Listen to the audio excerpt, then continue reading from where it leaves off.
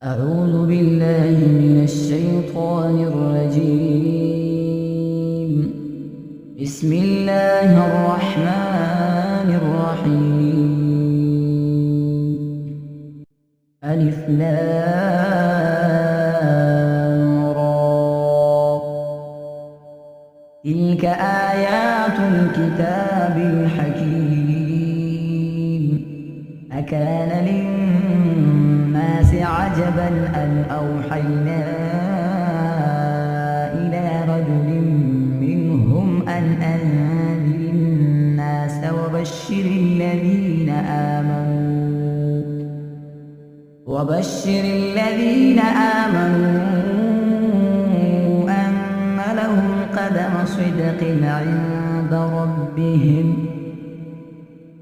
قال الكافرون إن